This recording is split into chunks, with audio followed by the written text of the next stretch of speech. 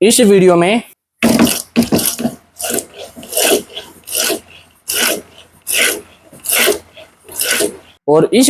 दिन रात का अंतर है।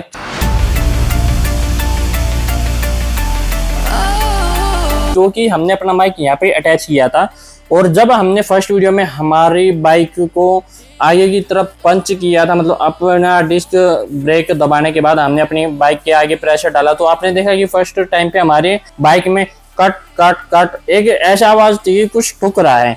बट दूसरी वीडियो में ऐसी कोई आवाज नहीं थी। उसका एक बहुत छोटा सा रीजन है जिसमें मेरे तकरीबन 1.5 गुना ऊपर पैसे लगे इसको सोल्व कराने के लिए। अब 1.5 गुना पैसे मैं क्यों बोल रहा हूँ, क्योंकि जो काम मेरे पहले स्टार्टिंग में कौन सेट के टाइम पे डलने के टाइम पे हुआ था, अगर उतने ही उस टाइम पे उस चीज का ध्यान दे लिया होता तो वो फ्री में काम हो जाता। बट उसके बाद भी हमने यार पैसे दिए इसके ऊपर ताकि इसका कुछ सोल्यूशन निकल जाए। बट कोई नहीं, मैं आपको बता देता हूँ कि हमने सोल्यूशन क्या निकाला है। और अगर आपकी बाइक में भी ऐसा कुछ सीन हो और आप अपाचे 160 4V का हैंडल का काम करवाने जा रहे हो तो हमेशा मेरी इस चीज को ध्यान रखना। वैसे एक चीज के ऊपर एक इश्यू और है जिसके बारे में हम अभी इसी वीडियो में बात करेंगे और उसका मैं सोल्यूशन ही बताऊंगा जहां तक मैं एनालाइज कर पा रहा हूँ। जो हमारी आवाज थी बाइक के अंदर उसका क्या सीन था, हमने जब अपना कोन सेट चेंज करवाया तो हमारे ऊपर वाले कोन सेट में गोलियां डलती है। उस कोन सेट में हमने पूरी गोलियां भर दी थी, मतलब कंपनी ने जितनी वे गोलियां दी थी वे पूरी की पूरी हमने भर दी थी, नीचे भी ऊपर भी। जब ये गड्ढों के अंदर ये बाइक जाती थी तो हमारा जो कोन सेट का अपर पार्ट है ये वाला,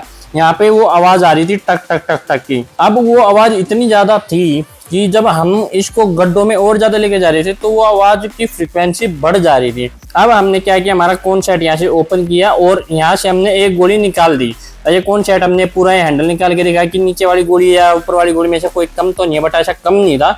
पर हमने इसमें एक गोली कम की और उसके बाद हमने अपने हैंडल टाइट किया। उसके बाद हमारी बाइक में वो आवाज आनी बंद हो गई है। इस बाइक में जो वोबलिंग इशू है वो सोल्व नहीं हुआ। वोबलिंग पहले क्या था कि पहले हमारी बाइक चल रही थी और अगर हम अपने हैंडल को टाइट भी पकड़ रहे तो वोबलिंग इशू था उस टाइम पे। बट अब क्या हो रहा है, हमारे क्या से भी अपना हैंडल पकड़ रहे हैं तो वोबलिंग इशू नहीं है।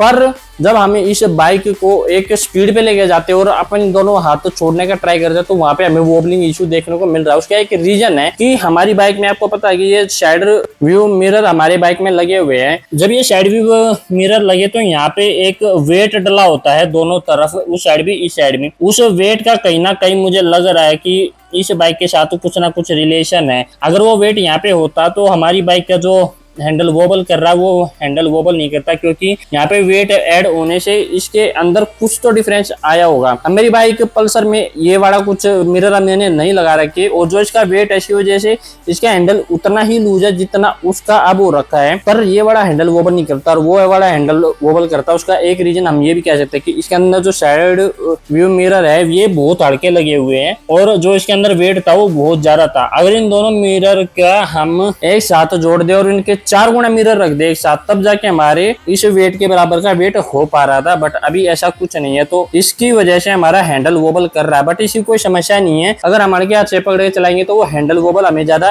इशू क्रिएट करता नहीं है। अब इस बाइक में एक प्रॉब्लम थी जो कि सोल्व हो गई है, वो हमारी हैंडल की है। और अभी इसी बाइक में बहुत सारी प्रॉब्लम्स बची हुई है जिसका हम टाइम के साथ सोल्यूशन निकालेंगे। और साइलेंसर का भी शायद यार हो सकेगा तो मैं कुछ बढ़िया मैकेनिक ढूंढूंगा जो इसकी आवाज का पता लगाएगा और इसको सोल्व करेगा। बट उससे पहले मुझे इस बाइक की सर्विस करवानी पड़ेगी। सर्विस के टाइम पे हमारा जो टैपट में आवाज आ रही है उसको चेक कराना पड़ेगा कि वो टैपट में से या फिर हमारी जो टाइमिंग चेन है उसमें प्रॉब्लम है। अगर टाइमिंग चेन में प्रॉब्लम हुई तो वो चेंज होगी, अगर टैपट में प्रॉब्लम हुई उसको रीसेट करवाना पड़ेगा। उसके बाद इसके अंदर का जो आवाज है इंजन की वो चली जाए, उसके बाद हम अपने साइलेंसर को दिखा पाएंगे। क्योंकि अगर अभी हम इसको लेके जाएंगे तो हमारा मैकेनिक बोलेगा कि यार इसके इंजन में प्रॉब्लम है, पहले आप इंजन का काम करवा लो बाद में आप साइलेंसर का काम करवा लें। बट ऐसा नहीं है, पहले हम इंजन का काम खुद करवाएंगे उसके बाद साइलेंसर का करवाएंगे तो एक सीक्वेंस वाइज इसका काम होगा। अगर ये दोनों चीजें इसके अंदर ठीक हो जाती है तो इसकी बाइक के अंदर 1% भी कुछ आवाज नहीं है। और इस बाइक का यार अभी थोड़ा काम अटका हुआ है क्योंकि मैं